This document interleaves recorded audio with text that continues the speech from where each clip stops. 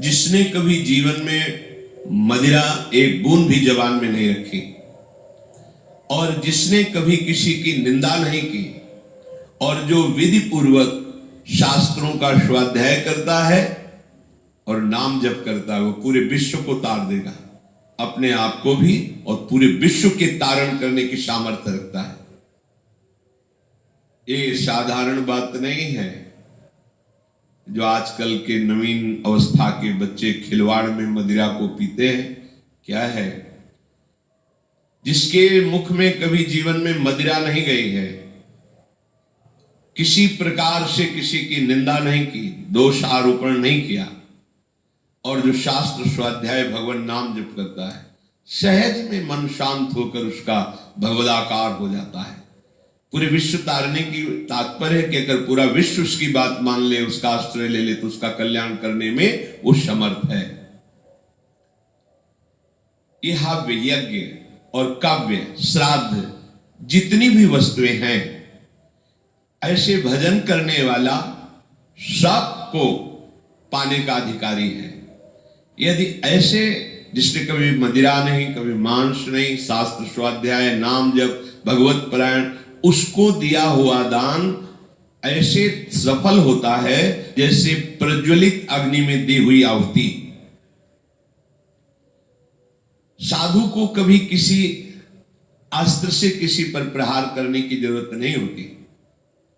मन्यु प्रहरणा विप्रा न विप्राहा शस्त्र योधिना निहन्युर्मन्युना विप्रा वज्रपाणि दिवासुरान।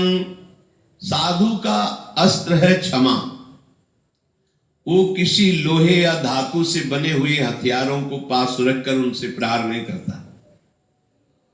जैसे त्रिभुवनपति इंद्र के हाथ में वज्र विराजमान है और जिस पर प्रहार करें अमोघ है, ऐसे साधु का असंतुष्ट हो जाना अपराधी को नष्ट कर देता है। अस्त्र की जरूरत नहीं, मारने की जरूरत नहीं, मुस्कुराने की जरूरत है। ध्यान रखना, अगर कोई साधु नाराज होकर तुम्हारे अपराध पर तुम्हें कटुवचन बोल दे, दंड विधान कर दे, तो जय मनाना, भगवान तुम्हारी जय हो, तुमने निर्मल कर दिया। और अगर वो मौन होकर के निकल जाए तो घबरा जाना, फिर तुम्हें कोई नहीं, वो वज्र जैसे अमोघ, ऐसे यहां कह रहे, वज्रपाणि दिवासुरान निहन्युर्मन्युना विप्रा। वो उपासक, वो साधु, उसी को भगवान में संकेत करते हैं शंकर जी। उमा क्षमा सापहुते भारी, अपने कर्म जाए अपकारी। भगवत मार्ग के उपासक को ये गुरुजन कृपा करते हैं, जो हमें दंड देते हैं, जब 3 दिन भोजन नहीं, ऐसा नहीं, चलो, या सभा में डांट दिया, फटकार दिया, जो भी दंड विधान, निपट गए। त्रिभुवन में अब कोई तुम्हें उस कर्म का दंड नहीं दे सकता। भारी से भारी अपराध को 2 शब्दों में खत्म कर दिए। अगर वो मौन हो गए और उसके विषय में कुछ नहीं बोला, शांत रह गए, तो ये अब अमोघ वज्र है, अब इसे तुम नहीं झेल पाओगे। समय आने पर जो अपना प्रभाव प्रकाशित करेगा, नष्ट हो जाएगा।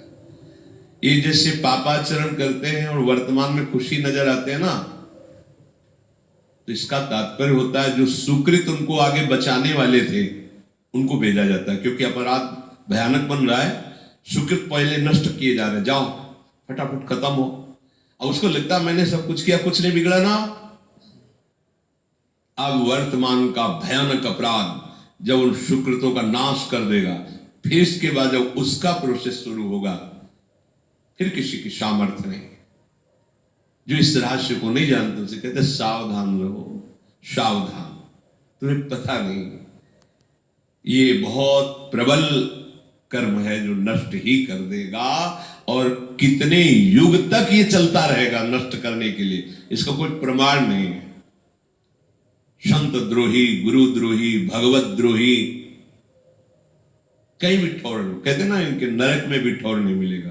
तो वास्तविक नरक में भी ठौर का तात्पर्य कि जो नारकी जी दंड भोग रहे हैं वो और दंड देते हैं कि तू तो हमसे भी गिरा हुआ है,